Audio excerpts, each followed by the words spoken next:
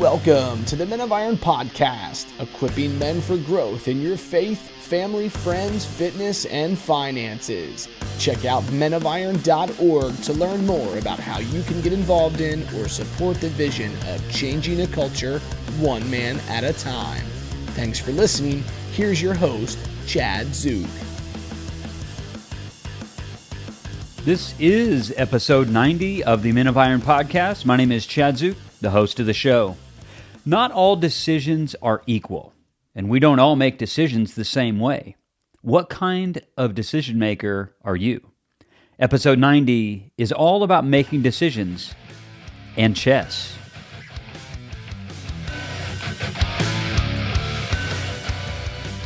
Over the last couple months, I've flown several times.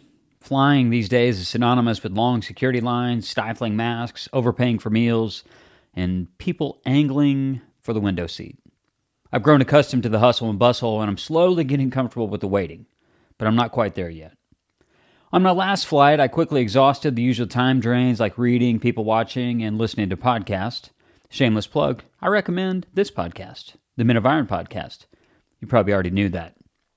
Well, we were airborne and I was bored, so I looked to the monitor in front of me for some relief. After scrolling through the options, I settled on the game of chess. Now, I'm not really good at chess, and I don't necessarily have the rocket science approach when it comes to chess, so I just started with chess because that's the only game that I recognized and I knew the rules. I painfully tried playing against the computer 5 or so times and got destroyed every single time. This is on novice level, by the way. I found myself wanting to hover over the screen so the other people watchers wouldn't be able to relish in my shame. The chess pieces have their own way of moving on the board, of course, and I learned that back in 5th grade. Just before the West School chess tournament, I learned how to play chess and then entered the chess tournament because I thought that's what you do. I actually beat a couple kids, and then some punk kid beat me in 4 moves. But I'm not bitter. Well, maybe I'm a little bitter. You see, I'm familiar with how the pieces move, but I'm clueless about strategy. Every move that I made, it caused a breach and it made my queen vulnerable until I lost. That's how the game works. You may not know how to play chess, but you will understand this. Chess is a game of strategy. You must think steps ahead to make the right offensive or defensive move against your opponent. David Schenk has this insightful quote. He says, "Chess is rarely a game of ideal moves. Almost always, a player faces a series of difficult consequences whichever move he makes." I felt that, and I got owned by the computer like I did that punk kid in 5th grade. Life, like chess, is filled with decisions, and according to Eric Sherman, in his article called 5 Types of Decision Makers in Inc.com, he says this: decision makers all have particular ways they like to work, and there are actions each should take to keep their tendencies from undermining their intent. I want to line out 5 different types of decision makers, and again, these aren't my ideas, they're Eric Sherman's ideas from this article, of which you can find in the show notes. The first type of decision maker is the visionary. The visionary decision maker is a champion of radical change with a natural gift for leading people through turbulent times. We need people like this right now to step up, to be empowered, to make decisions, and let others follow their lead.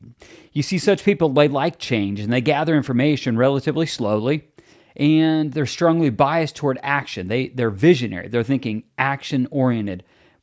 But they may be too quick to rush in the wrong direction. They may be too quick to just gain a bit of information and maybe have a burden over a cause and yet actually run in the wrong direction. So now let me give you a caution, and I have a caution for every one of these types of decision makers. A word of caution for the visionary decision maker is this: if you are a visionary leader, you should seek the opinions and views of other people and encourage dissenters to voice their concerns. So get other people in the room to have a conversation with you so you don't go off the rails thinking in one way. And now this group of people banded together actually helps sharpen you and the decision that you're about to make as a man or as a leader or as a dad. Only when we talk about the word of caution for visionary leaders, it's Only that way can we get a wider set of views and information that can become critical to success by getting that broad view of and perspective of other people to help make those decisions. Because if you're a visionary leader, you're led by conviction. I am this type of visionary leader and visionary decision maker. And I know that I need other people around me to help shape those decisions, because just because I'm burdened by something doesn't mean that I see everything that needs to be seen. The second type of decision maker is the guardian. The guardian is a model of fairness who preserves the health, balance, and values of an organization or a family. Such people have sound decision-making processes. They try for fact-based choices, that's good, and they plan effectively. They like continuity. They are moderately cautious, and they gather information relatively widely. All of this is good. The word of caution for the guardian, type of decision maker is this. Those are fine characteristics that I just talked about during normal times, but the guardian can be too cautious and slow moving during a crisis. When there's a desperate need for change, the guardian decision maker can be stuck. So that is why a guardian should talk to people outside of themselves. They should lean heavily into their band of brothers, into organization, into the business, into their family, to speak to their wife, and have them challenge deeply held beliefs about what's going on and the decision that needs to be made. You see, the task forces then are then in order to explore major changes in what's going on in the environment. So here's an example. A guardian could be someone who's a little bit too careful. It's great when times are normal. This is just slow and steady, but yet the guardian can lock up and become too cautious and too slow moving during a crisis. So, although there's a desperate need for change, the guardian can lock up. So the way that the guardian could get outside of his own or her own decision-making way and natural lean is this. Talk to people outside of themselves and have them challenge the deeply held beliefs about whatever the decision needs to be made. So in other words, allow this other group of people, again, to come in and be that dissenting voice, the catalyzing voice to help position the decision maker and the decision accordingly. The third type of decision maker is the motivator. They are good choices for change. They're charismatic. They tend to be anyway. They can convince people for the need of action, and they build alignment among parts of a company, organization, a ministry, or even a family. So they can get alignment really quick. They become charismatic. Their passion is out front. You just know this about them. The motivating type of decision maker, they are like all good storytellers. They risk believing the story in the face of countervailing facts. So they risk believing this story. So in other words, the story, they just kind of lean into this story, and sometimes they can actually just buy their own story instead of seeing the facts, and they can kind of just get caught up in whatever it is, quote unquote, that they're selling. I don't mean that in a condescending way. They gather information. Here's a positive thing. They gather information relatively narrowly, and they strongly believe that self-interest prevails over corporate interest. There can be good sides of the latter part of that, but also there's a word of caution with that as well. Rather than looking simply for outside counsel, motivators need to explore the existing facts. They need to dig deeper into the facts and see if there are any other ways to interpret those facts. These are the ways that do not necessarily play into the narrative that they've created. In other words, are these facts going to be counter to the narrative, counter to what they're so convinced, and counter to what they've tried to convince other people to do or to say or to believe, or the decision they're leaning in to make? Formal processes are a help for this. So if you formalize a process in your home and saying, okay, when we make a decision within our home, we're going to run it through the lens of these questions, these qualifiers. Motivators can use surveys to get a realistic sense of the rest of the situation that's at hand. So these types of formal processes. So going through and asking other questions, whatever it is that you would want. If you're going to make a big decision for your family and you're the motivating type and you're passionate about it, Know that you can convince people pretty easily. You can build alignment about what you think is right, but yet you can get caught up in your own story. So what you need to do in that instance is get other people's voices to counter that, and then formalize a process to say, okay, we're not going to make this type of decision alone. We're not going to make this type of decision alone. We're going to get outside counsel. We're going to get wise counsel. We're going to talk about this as husband and wife. We're going to pray about this over a time and create a formal process that works for you to help you not get caught up in your own story. The fourth is the flexible type of decision maker. Flexible leaders, or this type of decision maker, are, as you might expect from the name, more versatile than the other types of leaders. They're comfortable with uncertainty. They're open-minded and adapting to circumstances. And they're willing to involve a variety of people in the decision making. It's like the more the merrier. We can do this. This is great.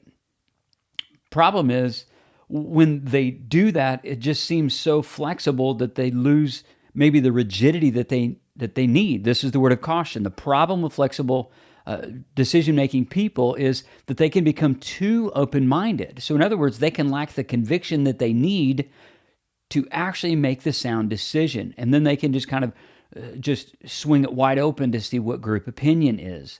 And they can be so willing to involve a variety of people because then it becomes more of a party atmosphere, and then the flexibility becomes a liability. The fifth type of decision maker, and the final type, is the catalyst. A catalyst is an excellent person to lead a work of when your family needs to gather together, and maybe even at work you're gathering to lead a work of groups. So whether it's making decisions or even implementing them, the catalyst type of decision maker can be good. They tend to be balanced, being in the middle. In most situations, they can kind of see the middle. They don't swing too far to the left. They don't swing too far to the right. However, the more extreme the necessary decision, the more they can naturally resist making the decision. So in other words, they're so used to being in the middle that even if there's an extreme type of decision that needs to be made, they can naturally resist making the decision. That being said, being middle of the road can yield only average results. So if there's a big risk that your family needs to take, if there's a big offer for you, and there's a business who's offering you maybe a position, you can maybe see that, no, if this is going to rock the boat, so I can't make this decision because it's going to rock the boat and it's going to make me uncomfortable. And if that is the case, you may have a fine life, but yet you will only gain average results. And we're to live by faith. So sometimes that actually becomes something that makes us faith adverse. So to avoid that, a catalyst decision maker should watch for circumstances that require high-stake decisions and realize that they may need another type of decision process, like having other people look at the situation and suggest potential approaches. In other words, getting outside of themselves. Have you noticed a pattern with these 5 types? Every type of decision maker needs other people helping to guide their decisions. It speaks so well into what we're trying to do and what we are doing and just expanding the kingdom of God here at Men of Iron. Because we're about accountability. We're about building a band of brothers. We're talking about being men of iron. We're talking about how iron sharpens iron, so one man sharpens another. We sharpen one another, and one of the ways we can do this for one another is by, if we need to make a decision, get outside of ourselves, die to the tendency of the lone wolf kind of premise that is in our culture, and lean into the men that are around us. You see, the decisions of life, they bring consequences. And then we must live with those consequences. The choices are big, and sometimes the choices are small. And their effect sends a shockwave of varying degrees. You already know this. The renowned author and just a prominent person throughout history, Anne Frank, noted this: our lives are fashioned by our choices. First, we make our choices, then our choices make us. Choices can paralyze or catalyze. Option number 1, choices can be paralyzing to us from living free. Option number 2, these choices they can be catalyzing to us from living small. So in other words, they can be so paralyzed. When we're posed with a choice, we can be so paralyzed to where we actually don't make the choice, or option two, we can use these choices as an opportunity to catalyze us from living small. In other words, instead of just living small, we can say, no, I'm going to be catalyzed from living small by taking these choices to my band of brothers, to the men around me, to my wife, to my parent, to a trusted friend, to a mentor. Know this for sure, though, gentlemen. Steps into your destiny will require a step away from your security. Steps into your destiny may require a step away from your security. Courageous men don't need outcomes, they need steps. So I'm going to tell you about a crazy step and a big decision that I made today. I signed up for my first ultra marathon. It's a 50K to be exact. Why? Why would I do such a thing? Why would I endure the suffering? Why would I do that? Do I do it just so I can say how good and how much of an athlete I am here on this podcast? Oh, heavens no. I signed up for this because this step and this decision is something that I need because I needed a fitness and mindset goal. Just tell it to you point blank. The reason why I signed up is I want to know what my breaking point really is. So I made the choice, and I've committed to the training. You see, what if the adventure of a lifetime could begin with one question and one answer? A question that's posed to you, and that answer is based off a decision that you just made. Here's what I mean. You see, life will give you all sorts of questions, like these types of questions. Will you marry me? Do you want to have kids? What if God is not done with me? Will I take my fitness seriously? What if I entered into mentorship? Will you follow Jesus? Questions like these are not limited to that space and time. Every question and answer and subsequent decision made, it gives birth to opportunity, to new life, to refined futures, or a single step. Is there a question that you've been stalling to answer? Is there a part of your life that needs surrendered to Jesus? The adventure of a lifetime begins with one step. Adventure awaits, gentlemen. It's your move. Execute. This Men of Iron podcast is brought to you by Men of Iron. If you're interested in getting involved in or supporting the vision of changing a culture one man at a time, or you simply want to know more about our Strong 27 mentorship experience, Equilibrium retreats, Anchored Man video series, or Men of Iron Plus, go to menofiron.org.